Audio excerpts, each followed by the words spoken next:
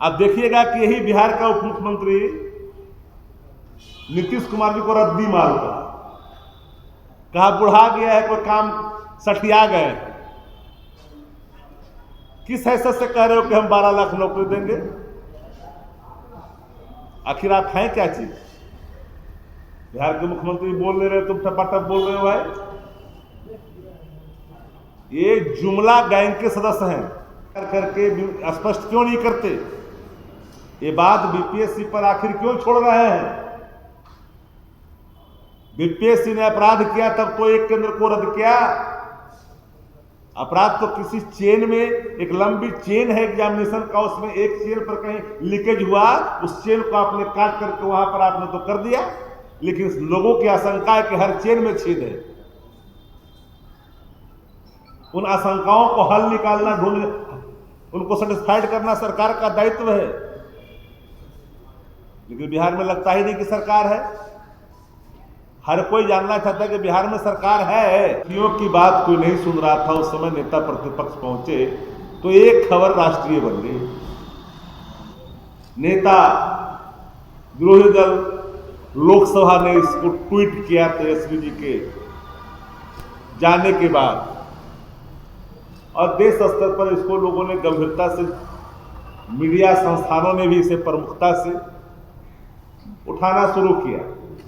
तब तक हर कोई चुप था। पोर्टल वाले लोग तो उठा रहे थे, लेकिन नेशनल मीडिया इस सवालों पर चुप्पी साध रखी थी। लेकिन अब गंभीरता से लिया। इसी बीच सत्ता प्रतिष्ठान को लगा कि अब जो है फजीहत हो रही है, और मुझे हैरानी होती है बीपीएससी सरकार, चाहे सरकार नॉमिनेट करती बीपीएससी को। बीपीएससी से अगर कोई चूक हुई है, कोई गलती हुई है, कोई भी अपराधी अपराध कबूल नहीं करता। बीपीएससी शुरू से ही कबूल नहीं कर रही थी। बाबत भी एक केंद्र को रद्द किया, याद करिए। नहीं कबूल कर रही थी, फिर भी रद्द किया। तो री एग्जाम पर क्यों अड़े हैं? फिर क्या सरकार एक नॉर्मलाइजेशन फिर ला करके सामने खड़ा करना चाहती है? वो री क्यों नहीं करना चाहती? संसदीय लोकतंत्र में, पार्लियामेंट्री डेमोक्रेसी के अंदर एक जो बनावट है कि लीडर ऑफ अपोजिशन जब कोई पत्राचार करते हैं तो उन पत्राचार का जवाब मुख्यमंत्री देते हैं, देश के प्रधानमंत्री देते हैं। लेकिन पत्र लिखे हुए, रिमाइंडर तक लिखा। मैं ये कह दूं तो अतिशयोक्ति नहीं होगी कि शासक अचेत अवस्था में, पत्रों के जवाब नहीं मिले। आप कैसे उम्मीद करते हैं कि उन अभ्यर्थियों के जो सवाल है सामने उसको गंभीरता से शासन ले? हम लोग नैतिक समर्थन क्या उवाल हुआ? तो भारतीय जनता पार्टी, मैं देख रहा हूं सत्ता प्रतिष्ठान में जब बेचैनी हुई तो सत्ता प्रतिष्ठान का जो बेबी प्रोजेक्ट है,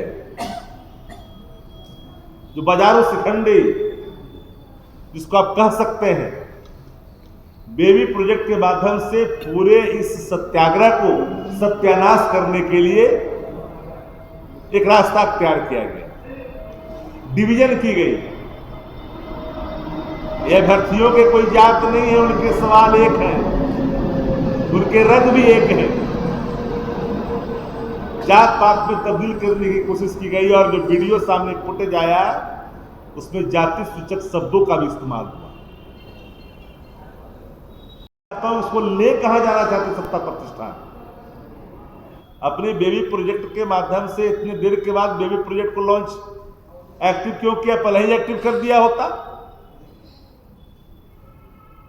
तो आपने एक्टिव बाद में किया। जाकर के कहां पिटवाए आप? मुझे हैरानी हुई कि उस पूरे चित्र को, पूरे वीडियो को,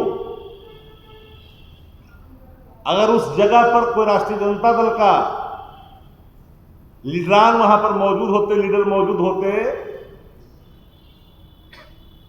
तो हमें लगता है कि प्लेटफॉर्म उनको बकसता नहीं। इसलिए नहीं बकसता कथा का अनधिकृत रूप से आपने आंदोलन को यहां पर किया है, जहां पर अधिकार प्रदत्त नहीं है, अनुमति नहीं है। अब बुलाए झांसे में लेकर के भाग खड़े हो गए। ऐसे लोग कभी आपको आगे दिखाई नहीं पड़ते। जो लोग पाछे की कीमत खाते हैं वो आगे कभी कभी दिखते हैं,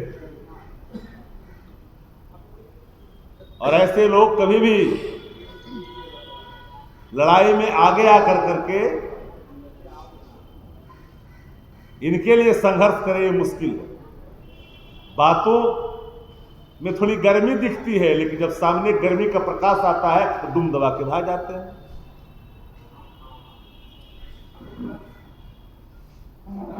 हमने देखा, कई लाइन देखा, मैं नाम लेना नहीं चाहता किसी का। एक नेता है, 5 बार के सांसद हैं, 90 के समय में एमएलए हुए थे। उस समय हाफ पेट पर पहन कर करके कहीं रोड किनारे विसर्जन करता होगा। वो भी अपनी सीमा का ख्याल नहीं रखता है और तुम तड़ाका करके प्रयोग करता है शब्दों का। राजनीति में राजनीतिक शुचिता कायम होनी चाहिए। अभ्यर्थियों की मांग को नैतिक समर्थन राष्ट्रीय जनता दल करता है और करता रहेगा। री एग्जाम की मांग है और री एग्जाम तक हम अड़े हैं। तेजस्वी जी ने, जो नेता प्रतिपक्ष हैं, जिनके नेतृत्व में राष्ट्रीय जनता दल काम करती है, असूलों की, सिद्धांतों की, आइडियोलॉजी की, विचारों की, जो कहता सो करता, एक एक कार्यकर्ता वही करता। हमारे संकल्प, हमारे विचार जो नेता प्रतिपक्ष तेजस्वी जी के नेतृत्व में जो स्थापित किया जाता है, उसी के आधार पर पूरी राष्ट्रीय जनता दल जनहित में जन सरकार को लेकर के आगे बढ़ती है। हमारा नैतिक समर्थन जब दिया है तो तार्किक दिया है, और पत्राचार जो हुआ है वो तथ्यात्मक है। बिंदुवार चीजों को देख सकते हैं आप लोग। आखिरकार अभी तक बिहार के मुख्यमंत्री नीतीश कुमार जी चुप करके स्पष्ट क्यों नहीं करते? ये बात बीपीएससी पर आखिर क्यों छोड़ रहे हैं? बीपीएससी ने अपराध किया तब तो एक केंद्र को रद्द किया।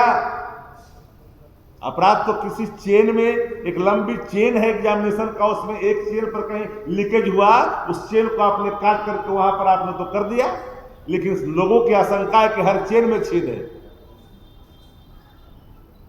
उन आशंकाओं को हल निकालना, ढूंढ, उनको सेटिस्फाइड करना सरकार का दायित्व है। लेकिन बिहार में लगता ही नहीं कि सरकार है। हर कोई जानना चाहता है कि बिहार में सरकार है। बोला वेयर इज गवर्नमेंट? ना बाहर में, प्लीज लेट मी कंप्लीट, न सड़क पर मुख्यमंत्री बोलते, न सदन में बोलते। सदन भी समाप्त हो गए, सदन में भी एक दिन भी नहीं बोले, न मीडिया से बात करते। तो तीनों जब जानना चाहता है बिहार के लोग कि माननीय मुख्यमंत्री जी को आखिर कौन सी स्थिति उत्पन्न हो गई है उनके अंदर, क्या राज इस दंश को कब तक भुगतेगा? ये सवाल यक्ष है, और ऐसे प्रश्न जब सामने खड़ा होता है तो उसके हल निकलने चाहिए। बाहर के मुल्कों में ऐसे स्थिति में शासक को अपदस्थ कर दिया जाता है, लेकिन बिहार के मुख्यमंत्री जी और माननीय मुख्यमंत्री जिनके प्रति हम आदर का भाव भी रखते हैं, क्योंकि बिहार के मुख्यमंत्री हैं, आदर करना चाहिए। लेकिन माननीय मुख्यमंत्री जी के बारे में जिन लोगों ने, और पूरे आप देखिएगा कि यही बिहार का उप मुख्यमंत्री नीतीश कुमार जी को रद्दी मार कहा बुढ़ा गया है, कोई काम सठिया गए। किस हैसियत से कह रहे हो कि हम 12 लाख नौकरी देंगे? आखिर आप हैं क्या चीज? बिहार के मुख्यमंत्री बोल ले रहे, तुम टपाटप बोल रहे हो भाई। ये जुमला गैंग के सदस्य हैं। भारतीय जनता पार्टी का दो दो उप मुख्यमंत्री लेफ्ट राइट आपस और वापस एक शब्द भी अभ्यर्थियों के आंदोलन पर, सत्याग्रह पर कुछ नहीं बोला। आपकी क्या ड्यूटी है? आजू और बाजू, लेफ्ट और राइट, दोनों कंधों पर दो दो उप मुख्यमंत्री हैं नीतीश जी के। क्या मेरे सवाल गलत है कि रिटायर्ड अधिकारी शासन चला रहा है अपने जूते के नोक पे? नीतीश जी टायर्ड है, सबको पता है, तो नीतीश जी बोलते। जो पत्रकार यहां साथी हैं जो उनको कवर करते आए, पता करिए कि नीतीश जी इतने सवालों पर बोलते थे कि नहीं बोलते थे। हमारे पीछे है कई वरिष्ठ साथी, बोलते थे कि नहीं बोलते थे, कंसस रहते थे। कई तरह की चीजें दौड़ रही है बाजारों में, गलियों में, शहरों में, चर्चाओं में है। बॉडी का जो रिपोर्ट है इन्वेस्टिगेशन का, उसमें थाइलियम का अंश है। तो क्या ये सत्य है जो बिहार के पूर्व मुख्यमंत्री जीतन माही जी कहते थे कि नीतीश जी को दवा खिलाया जा रहा है?